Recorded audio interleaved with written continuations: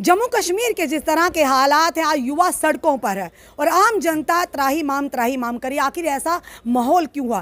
Property tax की बात करें तो लगातार विपक्षी दल सत्ता पक्ष को घेरे हैं और वही दूसरी तरफ जेके एसएसबी एस्पिरेंट्स लगातार सड़कों पर हैं और जब प्रदर्शन करते हैं उन पर लाठियां बांधी जाती है, महिला और लड़कियों को घसीटा जाता है। इन सारे विषयों में बात करें, हमारे साथ जुड़ चुके हैं डॉक्टर निर्मल सिंह जी, जो पूर्व डिप्टी सीएम रह चुके हैं। सर, आखिर कमियां कहाँ हैं? युवा सड़कों पर हैं, जनता जो है ये कह रही है प्रॉपर्टी टैक्स देते अगर हमें उस तरह की सुविधाएं दी जाती या हमें उस तरह से पहले तैयार किया जाता। आखिर कहाँ पर आ रहा है कोई वेरिएशन जो जनता की और जो आदेश आ रहे हैं उसमें तालमेल नहीं बैठ रहा? सर देखिए, मीडिया में प्रॉपर्टी टैक्स क्या है इसके बारे में काफ़ी विस्तार से आया है। एक तो हमें समझना पड़ेगा कि प्रॉपर्टी टैक्स पूरी देश में है, हर स्टेट में है, तो इसलिए अगर सारी जगह एक कानून है तो यहाँ वाजिब है पे यहाँ भी वो कानून लागू होगा, देर सवेर होगा। दूसरा, वो कितना है और किन के ऊपर जो है वो लगा है।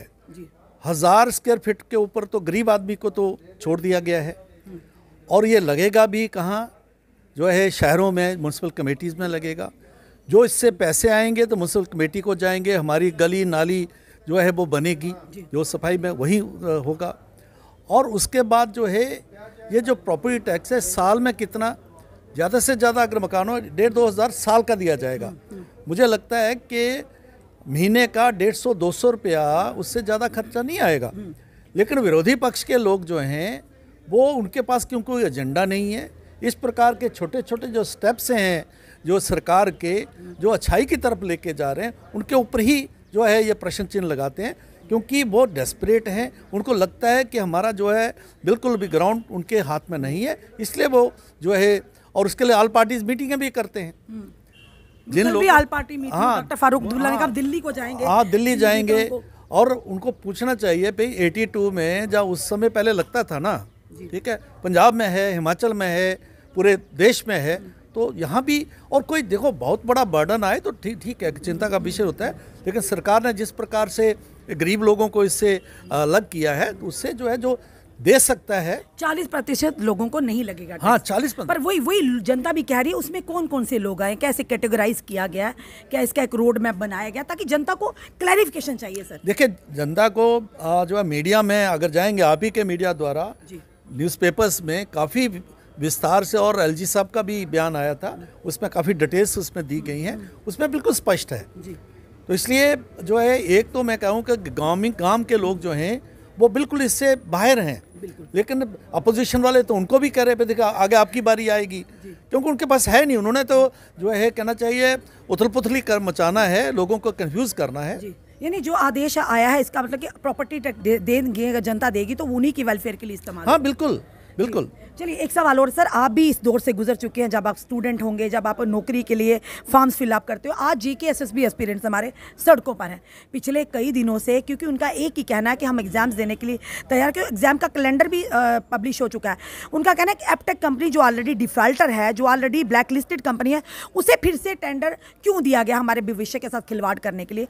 तो क्यों उस बात को क्यों नहीं माना जा रहा? क्यों नहीं किसी और कंपनी, क्या कोई और कॉम्पिटिटिव कंपनी नहीं है जम्मू कश्मीर में या देश में कि जो इस तरह के एग्जाम कंडक्ट करवा सके? आखिर क्यों उनकी बात को अनसुनी किया जा रहा है? सर देखिए, मैं चेयरमैन जेके एसएसआर भी उनके मैं बयान को सुन रहा था, तो उन्होंने ये माना है कि ठीक है, पहले ये ब्लैक लिस्टेड थी और अभी ये ब्लैक लिस्टेड नहीं है, क्योंकि 2017 के बाद ब्लैक लिस्टेड नहीं है।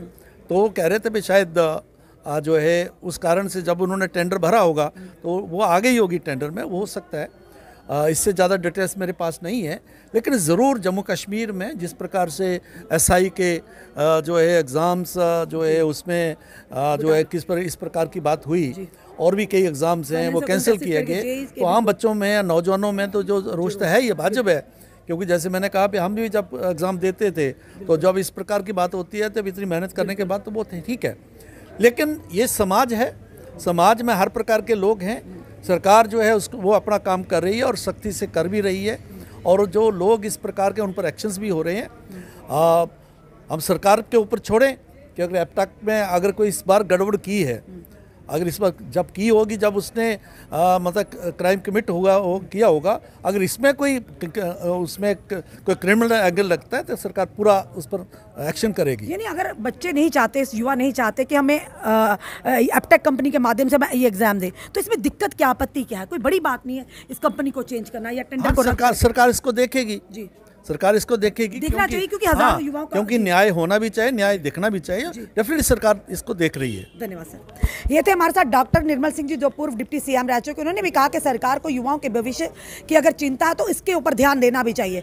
और प्रॉपर्टी टैक्स को लेकर डॉक्टर निर्मल सिंह जी ने कहा कि जनता बाकी यूटीज या राज्यों में या केंद्र शासित प्रदेशों में अगर दे रहे हैं तो यहाँ पे भी देना चाहिए, क्योंकि अगर थोड़ा सा कर है यानी 1000 रुपया महीना, पर वहीं दूसरी तरफ इन्होंने कहा कि अगर वो कर देंगे तो वो जनता की वेलफेयर के लिए इस्तेमाल किया जाएगा। और साथ ही साथ जब हमने एप्टेक कंपनी की बात की तो उन्होंने कहा कि सरकार अपना काम कर रही है, तो अगर काम कर रही है तो ये भी काम देखना है सरकार, क्योंकि गवर्नमेंट होती जनता के लिए, जनता के द्वारा बनाई गई थी, तो उनकी बात को सुनने के लिए, उनकी परेशानी को हल करने के लिए।